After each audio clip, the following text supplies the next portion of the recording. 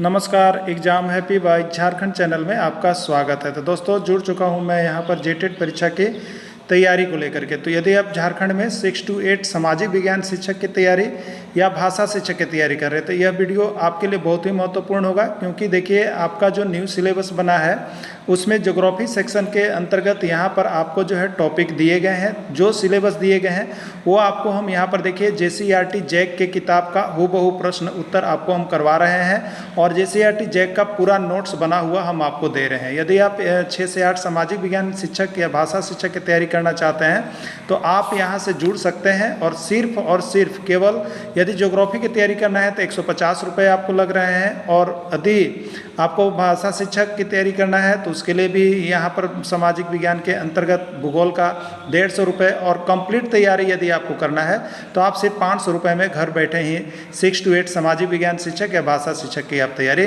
कर सकते हैं। तो आज हम लोग यहाँ पे देखेंगे आपको भूगोल के अंतर्गत जो पार्ट दिया गया है जलमंडल, ठीक है। इसके पहले सौरमंडल वायुमंडल पार्ट को कंप्लीट कर दिया गया है, तो आप यहाँ से जलमंडल का सारा महत्वपूर्ण PDF देखना नहीं भूलिएगा। तो देखिए हम आपके लिए यहाँ पर लेकर के आए हुए हैं भूगोल सेशन का टॉपिक जलमंडल, जो आपको अभी जेटेट न्यू सिलेबस निकला हुआ है उसमें आपको टॉपिक दिया गया है जलमंडल पढ़ने के लिए।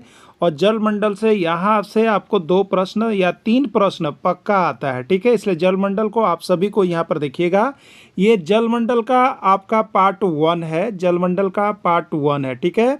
इसमें आपको थ्योरी क्लास भी है और उसके नीचे इस थ्योरी पर आधारित ऑब्जेक्टिव प्रश्न भी है, इसलिए वीडियो को अंत तक देखिएगा। और देखिए जो 6 to 8 के शिक्षक हैं, जो SST शिक्षक बनना चाहते हैं या लैंग्वेज टीचर भाषा शिक्षक बनना चाहते हैं, दोनों के लिए यह वीडियो महत्वपूर्ण होगा। साथ में वैसे शिक्षक जो 1 से 5 पर्यावरण अध्ययन की तैयारी कर रहे हैं उनके लिए भी यह वीडियो महत्वपूर्ण होगा, क्योंकि यहाँ से पर्यावरण अध्ययन किया 1 प्रश्न पक्का रहता है और भूगोल का 2 से 3 प्रश्न पक्का रहता है, ठीक है। इसलिए आप सभी यहाँ से इस वीडियो को देखना नहीं भूलिएगा। और यदि आप चाहते हैं कि केवल भूगोल का जितना भी टॉपिक आपको जेटेट न्यू सिलेबस का दिया गया है उसको तैयारी करना है तो भूगोल का मात्र 150 रुपये में आप यहाँ से तैयारी जुड़ करके कर सकते हैं, ठीक है। और बाकी अगर 6 to 8 की संपूर्ण तैयारी करनी है तो क्षेत्रीय भाषा छोड़ के 500 रुपये आपको लगते हैं, तो आप यहाँ से कर सकते हैं, ठीक है। चलिए जलमंडल का देखते हैं आज पार्ट 1। सबसे पहले हम देखेंगे जलमंडल कहते किससे हैं।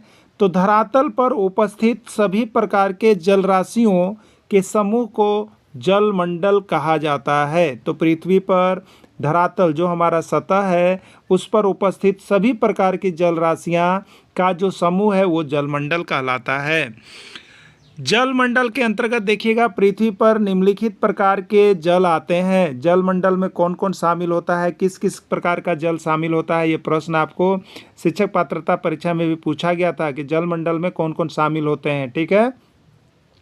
तो जलमंडल में देखिए शामिल होते हैं महासागर का जल, हिमानी यानी अंटार्कटिक क्षेत्र में जो बर्फ़ से पिघलने से नदियाँ या समुद्र का जल स्तर बढ़ता है वो हिमानी भी यहाँ पर जलमंडल के अंतर्गत आते हैं। भूमिगत जल, वर्षा होने के कारण जो जल जमीन के अंदर रिसाव हो जाता है, रिसता है, उसको भूमिगत जल। झीलों का अलवणीय जल, झीलों से जो ऊपर से गिरते हुए जो जल रहते हैं, और नदी, ये सभी जो है जलमंडल के अंतर्गत शामिल होते हैं। यानी महासागर का जल, हिमानी का जल, भूमिगत जल, ये सभी जो जल राशियाँ हैं ये सभी जलमंडल के अंतर्गत आएंगे, ठीक है। देखिए अब यहाँ पर टॉपिक है जल चक्र, ठीक है। क्या है आपको जल चक्र क्या होता है। तो पृथ्वी पर उपस्थित जल का प्रवाह लगातार एक रूप से दूसरे रूप में चक्रण होता रहता है, उसे ही जल चक्र कहा जाता है, ठीक है। पृथ्वी पर जो जल आज से हजारों वर्ष पूर्व उपस्थित था वही जल आज भी है, सिर्फ इसका चक्रण होते रहता है। देखिए होता क्या है कि जैसे मान लीजिए कि धरातल पर जो जल उपस्थित है, जो जल मान लीजिए समुद्र महासागर या धरातल पर जल उपस्थित है, ठीक है, या नदी में झील में है, ये क्या होगा वाष्पन। जब सूरज की गर्मी अधिक पड़ेगी तो क्या होगा, ये जल का वाष्पन होगा, ठीक है। वाष्पन होकर के ऊपर क्या होगा, तो ये फिर यही जल जो है क्या बन जाएगा, ये बादल बनेगा। और बादल बनने के बाद ये क्या होगा, जो वाष्पन जा रहा है ये संघनन ठंडा होकर के और ये पृथ्वी पर फिर गिर जाएगा। तो जितना जल ऊपर वाष्पन होकर गया था उतना ही जल पृथ्वी पर फिर आ गया, लेकिन ये विभिन्न प्रक्रिया से विभिन्न चक्र से होकर गुजरता है, इसलिए इसको जल चक्र हम लोग कहते हैं, ठीक है। क्या कहते हैं, जल चक्र कहते हैं। सबसे इम्पोर्टेंट आपका होगा, देखिए पृथ्वी पर जल का वितरण, इसको आप लोग परीक्षा में जाने से पहले देखना कभी भी नहीं भूलिएगा। और जेसीईआरटी किताब का हमने यहाँ पे जो दिया हुआ है उसको हमने यहाँ पर काट के भी उसका लगा दिया है, जल का वितरण, उसको आप लोग जरूर पढ़ के जाइएगा।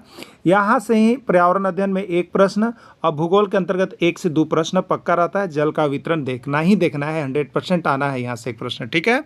देखिए पृथ्वी पर उपस्थित 100% जल होता है, 100% जल की मात्रा तो 100% है, लेकिन 100% में कहाँ पर कितना जल है उसका वितरण किस प्रकार से किया गया है उसको हम लोगों को देख लेना है, ठीक है। देखिए उसका वितरण में सबसे पहला है आपको 2.7% स्वच्छ जल है, या पीने योग्य जल है, या अलवणीय जल है, और या पृथ्वी पर उपलब्ध जल है, ठीक है। देखिए 100% सभी राशियाँ होती है, कोई भी चीज़ का 100% होता है। 100% में 2.7% ही जल ऐसा है जो स्वच्छ जल है, जो पीने के काम में आता है, जो अलवणीय जल है जिसमें लवण नहीं घुले हुए हैं, इतना ही जल पृथ्वी पर हम लोगों के लिए उपलब्ध है जो स्वच्छ है, पीने योग्य है, ठीक है। अब देखिएगा 97.3% जो जल है वो क्या है, तो अस्वच्छ जल है, पीने योग्य नहीं है, लवण उसमें घुले हुए रहते हैं, महासागरीय जल है। ये सभी जल जो है पीने योग्य नहीं है। तो महासागर में जल कितना है, 97.3% है। कभी कभी देखिए आपको कहीं मिलेगा 97% महासागरीय जल है जो पीने योग्य नहीं है, और 3% जो है आपको स्वच्छ जल है जो पीने योग्य है, ठीक है। इसको हम आगे देखेंगे 97% और 3%, लेकिन अभी जो आपको जेसीईआरटी किताब में दे रहा है उसको लेके चलिएगा। 2.7% स्वच्छ जल या पीने योग्य जल है, और 97.3% जो है लवणीय जल है, या पीने योग्य जल नहीं है, या अस्वच्छ जल है, ठीक है। तो अब देखिएगा तो 2.7% जो पीने योग्य जल है, जो स्वच्छ जल है, उसमें कैसे कैसे बांटा गया है, यहाँ से प्रश्न एक हो रहता है, ठीक है। तो 2.7 जल में 2% जो जल है वो हिमानी है, हिमनद है, या बर्फ़ के पिघलने से प्राप्त होता है, ठीक है। हिमानी, हिमनद या बर्फ़ के पिघलने से जो 2% जल है वो पीने योग्य जल है। फिर भूमिगत जल जिसको हम लोग का अंडरग्राउंड जल कहते हैं, तो वो क्या होता है कि पृथ्वी के अंदर जिसे हम लोग क्या करते हैं, ड्रिल करके चापाकल लगाते हैं, चापानल लगाते हैं, या अंदर भूमि के अंदर से जो जल निकाल के जल पटवन करते हैं, ये सभी भूमिगत जल हो गए। जो जल के भूमि के अंदर से प्राप्त जल है वो है 0.68%, नदी से 0.0, और वायुमंडल में धूलकण से ये जो जलवाष्प है उससे 0.019% है। तो याद रखिएगा पीने योग्य जल जो मुख्य रूप से माना जाता है 2.7%, ये हर राज्य के शिक्षक पात्रता परीक्षा में आया हुआ है, ठीक है। कभी कभी पॉइंट देखिए 2.8 कहीं मिलता है, 2.9, तो ये आपको स्टार्ट कैसे करना है, देखिए संजोग से कभी 2.7 न दे तो आप याद रखिएगा 2.5 से ऊपर लेना है, नीचे नहीं जाएगा। 2.5 से ऊपर और 3 के अंदर, 3 तक में ही ये रहता है। कभी आपको ऐसा नहीं देगा कि 2.7 दिया तो 2.8, ऐसा नहीं। अगर ऐसा दे रहा है तो आपको 2.7 ही मारना है। क्यों ऐसा कीजिएगा, ऐसा इसलिए कि यह आपका कहाँ से है, जेसीईआरटी किताब का है। अगर जैक नहीं मानता है तो उसको हम लोग किताब का यहाँ पर प्रूफ दे सकते हैं, दिखा सकते हैं आप, ठीक है। तो 2.7 मारिएगा अगर रहेगा तब, और नहीं तो एक कोई रहेगा तो 8, 9 या 3 के अंदर जो होगा मारेंगे। 2.5 से ऊपर से लेके, यानी 2.5 से 3 के बीच में, यानी 2.6 एक दे सकता है, या 2.7 या 2.8 या 2.9, ठीक है। और अगर 2.6, 2.7, 2.8, 2.9 दिया है तो 2.7 को आपको क्रैक करना है, ठीक है। चलिए 2.7% जल स्वच्छ जल है जिसका उपयोग हम लोग पीने के लिए हम लोग करते हैं, ठीक है। देखिए यहाँ पे हम आपको किताब का कटिंग लगा दिए हैं, आप सभी इसको देख लीजिएगा आराम से। ये आप कंप्लेन भी कर सकते हैं, आपको किताब से है, जेसीईआरटी किताब का है, ठीक है। देखिए यहाँ पे कितना है, महासागरीय जल 97.3% है, हिमानी यानी हिमनद बर्फ़ के पिघलने से 2% है, भूमिगत जल 0.68% है, झीलों का लवण जल 0.09% है, स्थलीय समुद्र एवं नमकीन जल 0.009% है, वायुमंडल 0.0019 और नदी से 0.0, इस तरह से कुल देखिएगा आपको तो 100% यहाँ पर हो गया। ठीक है, तो इसको आप यहाँ पर याद कर लीजिएगा, जिसमें मुख्य रूप से आपको जो आता है स्वच्छ जल और यहाँ पर लवणीय जल और लवणीय जल। ठीक है, जानने योग्य बातें देखिए इसमें रहता है, धरातल की सतह के नीचे उपस्थित जल को हम लोग भूमिगत जल कहते हैं। जेसीईआरटी किताब जरूर पढ़िएगा, उससे बाहर प्रश्न नहीं जा रहा है, क्योंकि जैक ने अभी दो गो आकलन परीक्षा लिया, उसमें हूबहू किताब से जैक ने प्रश्न छापा था। ठीक है, यहाँ भी छपने वाला है। देखिए एक राउंड फिगर में देखिएगा तो 97% जल जो है महासागर में उपलब्ध है, कहीं 97.3 है, लेकिन 97% राउंड फिगर में मानिएगा। 97% जल जो महासागर में उपलब्ध है वह अस्वच्छ जल है, पीने योग्य नहीं है, या लवणीय जल है, लवण घुले हुए हैं, जिसमें लवण घुला हुआ रहता है। ठीक है, तो समुद्र के जल में लवणीय जल होता है, लवण घुला हुआ रहता है, इसी लवण के कारण जो है यह जल पीने योग्य नहीं है। यह जल क्या होता है, खारा होता है, इसी जल का क्या होता है, नमक बन जाता है। तो ये अस्वच्छ जल है, पीने योग्य नहीं है, लवणीय जल है। ठीक है, चलिए अब देखिएगा, अंटार्कटिका ध्रुवीय एवं ऊंचे पर्वतों पर बर्फ यानी हिम की नदियां के पिघलने से नदी, झील, तालाब में उपलब्ध 3% जल ही मनुष्य के उपयोग में आता है। ठीक है, अभी हमने बोला था कि राउंड फिगर में 3 तक जाना है, तो 97 अगर हम महासागर का जल लेंगे तो 3% स्वच्छ जल होगा। ठीक है, इसी 3% में 2% जल हिमनद या बर्फ के रूप में मिलता है हमें, जो स्वच्छ होता है, जो पीने योग्य होता है, तथा 1% जल नदी, झील, तालाब से मिलता है। ठीक है, धरातल की सतह के नीचे उपस्थित जल को भूमिगत जल कहते हैं। पूछता है कि भूमिगत जल किसे कहते हैं, तो धरातल की सतह के जो नीचे है जल उपस्थित, उसी को हम लोग भूमिगत जल कहते हैं। और पृथ्वी पर उपस्थित 0.68% जल जो है भूमिगत जल है। ठीक है, 0.68% जल जो है वो भूमिगत जल है।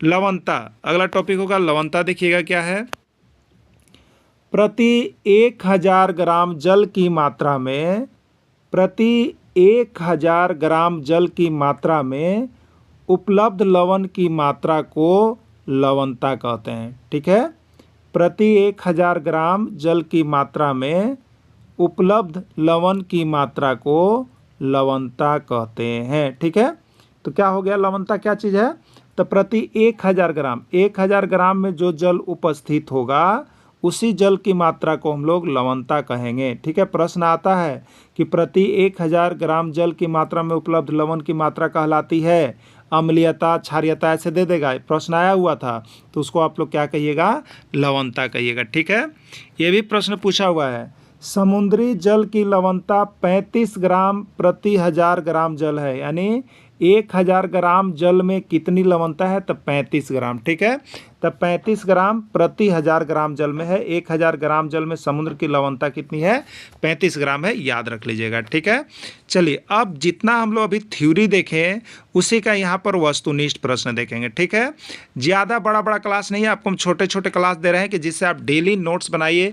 जो भी जुड़े हुए हैं देखिए, जो मिल रहा है, जेटेट पास करना आपको अनिवार्य हो गया है। ठीक है, जेटेट पास करना अनिवार्य है आप सभी शिक्षकों को, इसलिए जेटेट में एक बार जरूर आपको मेहनत करना पड़ेगा। ठीक है, तो आपको आज हमने इतना दिया, तो आप क्या करेंगे, इसी को लिख लेंगे और साथ में इसको नोट्स बना लेंगे, इतना से आपको याद भी हो जाएगा और आपका एक नोट्स भी तैयार हो जाएगा। इसलिए सभी कोई डेली आपको क्लास मिल रहा है, यहाँ डेली जुड़िए और डेली तैयारी कीजिए। ठीक है, बहुत ही सस्ते रेट, इतना रेट में तो आपको कहीं भी नहीं मिलेगा, देख लीजिएगा आप सभी कोई, और वो भी जेसीईआरटी किताब का पूरा नोट्स आपको दे रहे हैं। यहाँ कम पढ़ करके आकलन में बहुत लोगों का अच्छा रिजल्ट आया। ठीक है, जो देखे थे उनसे पूछिएगा कितना प्रश्न भिड़ा हुआ था। इसलिए आप सभी जो भी अभी तक जेटेट के लिए नहीं जुड़े हैं, आप यहाँ से जुड़िएगा, या एग्ज़ाम के पहले तक यहाँ का सारा PDF एक बार ले करके पढ़ करके ही जाइएगा, आपका एग्ज़ाम जरूर निकल जाएगा। और बाहर का यदि आप प्रैक्टिस सेट लेके खूब बना रहे हैं, वहाँ से 2-4 प्रश्न भी आ जाए तो बहुत काफ़ी समझिएगा। ठीक है, चलिए प्रश्न है, धरातल पर उपस्थित सभी प्रकार के जलराशियों के समूह को क्या कहा जाता है। उत्तर प्रदेश शिक्षक पात्रता परीक्षा 2012 में पूछा गया था। ठीक है, जलमंडल, स्थलमंडल, वायुमंडल या सौरमंडल? यदि आपने देखा है तो आप बताएंगे। तो धरातल पर उपस्थित सभी प्रकार के जल राशियों के समूह को जलमंडल कहते हैं। ठीक है। जलमंडल के अंतर्गत शामिल कौन कौन है? जलमंडल के अंतर्गत शामिल होता है, छत्तीसगढ़ टेट 2012 का प्रश्न है, समुद्र का जल, हिमनद बर्फ का जल, भूमिगत जल या सभी। ठीक है। तो जलमंडल के अंतर्गत शामिल कौन होता है? समुद्र का जल भी जलमंडल में आता है, हिमनद बर्फ का पिघला हुआ जल भी जलमंडल में आता है, भूमिगत जल भी जलमंडल में आता है। नहीं, इसका राइट आंसर सभी हो जाएगा। ठीक है।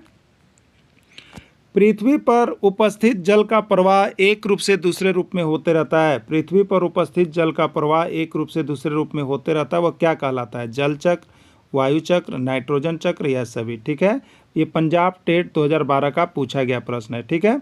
तो पृथ्वी पर उपस्थित जल का प्रवाह एक रूप से दूसरे रूप में होते रहता है, इसी को हम लोग जल चक्र कहते हैं। क्या कहते हैं? जल चक्र कहते हैं।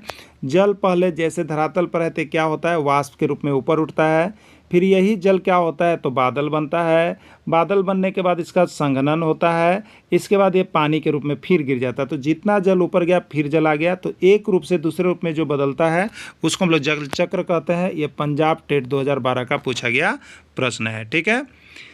पृथ्वी पर कितना प्रतिशत जल स्वच्छ है? पृथ्वी पर कितना प्रतिशत जल स्वच्छ है आपको बताना है। 2.3%, 2.2%, 2.7% या कोई नहीं। बिहार टेट 2012 और झारखंड टेट में भी ये पूछा गया था। ठीक है। तो पृथ्वी पर कितना प्रतिशत जल स्वच्छ है? तो पृथ्वी पर जो जल स्वच्छ है वो आपका है 2.7% जल स्वच्छ है, पीने योग्य जल है। ठीक है। पृथ्वी पर कितना प्रतिशत जल पीने योग्य है? ये उत्तराखंड टेट 2012 और सीजी टेट 2013 में पूछ दिया गया था। ठीक है। पृथ्वी पर कितना प्रतिशत जल पीने योग्य है? 2.7%, 3.2%, 4% या कोई नहीं। ठीक है। तो पृथ्वी पर जो पीने योग्य जल है वो आपका है 2.7% जल जो है वो आपका पीने योग्य जल है। ठीक है। पृथ्वी पर अलवणीय जल की मात्रा कितनी है? पृथ्वी पर अलवणीय जल जिसमें लवण नहीं घुला हुआ है उसकी मात्रा कितनी है? राजस्थान टेट 2012, हरियाणा टेट 2013 में पूछा गया था। 4.3%, 3.2%, 4% या 2.7%। ठीक है। तो अलवणीय जल जिसको हम लोग पीने योग्य जल कहते हैं वो कितना है आपको? 2.7% है। पृथ्वी पर कितना प्रतिशत जल अस्वच्छ है? पृथ्वी पर कितना प्रतिशत जल अस्वच्छ है? 2.7, 99, 97.3 या कोई नहीं। उत्तर प्रदेश शिक्षक पात्रता परीक्षा 2014 का प्रश्न है। तो पृथ्वी पर कितना प्रतिशत जल अस्वच्छ है? तो आपको है 97.3% या आपको मिल सकता है 97%। ठीक है। तो 97.3% जल जो है वो अस्वच्छ है, वो समुद्र का जल है, नमकीन है। ठीक है। पृथ्वी पर कितना प्रतिशत जल पीने योग्य नहीं है? सीजी टेट 2015 में इस तरह से पूछा गया था। 2.7%, 99%, 97.3 या कोई नहीं। ठीक है। तो पृथ्वी पर कितना प्रतिशत जल पीने योग्य नहीं है? तो वो आपका है 97.3% जल जो है वो पीने योग्य नहीं है। छत्तीसगढ़ टेट का पूछा गया प्रश्न है। पृथ्वी पर लवणीय जल की मात्रा है। पृथ्वी पर लवणीय जल की मात्रा है 3.7%, 2.7%, 97.3%, कोई नहीं। पंजाब टेट 2014 और सीजी टेट 2016 का पूछा गया प्रश्न है। ठीक है। तो पृथ्वी पर लवणीय जल कितना है जिसमें लवण घुला हुआ रहता है, जो पीने योग्य नहीं होता है? वो आपका है 97.3% जो समुद्र और महासागरों से मिलता है। स्वच्छ जल या पीने योग्य जल की प्राप्ति कहाँ से होती है? हिमनद का जल से, भूमिगत जल से, नदी का जल से या सभी। ठीक है। इसका राइट आंसर क्या होगा? सभी होगा। हिमनद का जल, भूमिगत जल, नदी का जल, ये सभी पीने योग्य जल है और ये 2.7% में ही मिला करके ये जल का प्रतिशत बना हुआ है। मध्य प्रदेश शिक्षक पात्रता परीक्षा 2012 का ये प्रश्न पूछा गया है। पृथ्वी पर जल का वितरण के बारे में क्या सही है? सीजी टेट 2016 में पूछा गया है। 97.3% जल महासागरों से मिलता है, 2.7% जल स्वच्छ जल है, हिमनद से मिलने वाला जल 2% है या राइट आंसर डी सभी है। तो इसमें आप देखे होंगे इसका राइट आंसर डी सभी होगा। इसके पहले कि यदि आपने थ्योरी क्लासेस देख ली है अभी इसी में, तो आपको यह जरूर होगा कि इसका आंसर कितना होगा। ठीक है। धरातल की सतह के नीचे उपस्थित जल को क्या कहते हैं? धरातल की सतह के नीचे उपस्थित जल को क्या कहते हैं? वाष्पीकरण जल, वर्षा का जल, भूमिगत जल, कोई नहीं। हरियाणा टेट 2017 में पूछा गया था। ठीक है, धरातल की सतह के नीचे उपस्थित जल को हम लोग भूमिगत जल कहते हैं। इसी भूमिगत जल का हम लोग बोर करके इससे यहाँ क्या करते हैं तो समरसेबल मोटर बैठाते हैं और घरों में टंकी में सप्लाई देते हैं या खेती बाड़ी करते हैं, यही भूमिगत जल होता है। ठीक है, पृथ्वी पर भूमिगत जल कितना प्रतिशत है? यूपी टेट 2016 का पूछा गया प्रश्न है कि पृथ्वी पर भूमिगत जल कितना प्रतिशत है? 2%, 3%, 4%, 0.68%। ठीक है, तब पृथ्वी पर 2% जल क्या है? तो ये हिमनद या बर्फ से मिलके पिघलने वाला जल है। 3, 4 कुछ भी नहीं है, और 0.68% जो है ये आपका भूमिगत जल है जो प्राप्ति होता है। ठीक है, तो राइट आंसर डी 0.68%। प्रति 1000 ग्राम जल की मात्रा में उपलब्ध लवण की मात्रा को कहा जाता है? पंजाब टेट 2017 का प्रश्न है। अम्लीयता, क्षारीयता, उदासीनता या लवणता। ठीक है, तो प्रति 1000 ग्राम की जल में उपलब्ध लवण की मात्रा को लवणता के नाम से जाना जाता है। पंजाब टेट 2017 में पूछा गया था। समुद्री जल की लवणता कितनी है? उत्तराखंड टेट 2017 में पूछा गया प्रश्न है। 30 ग्राम, 35 ग्राम, 40 ग्राम, 45 ग्राम। ठीक है, तो समुद्री जल की लवणता कितना है? तो 1000 ग्राम जल में कितना लवण घुला हुआ है? 35 ग्राम। कितना घुला? 35 ग्राम।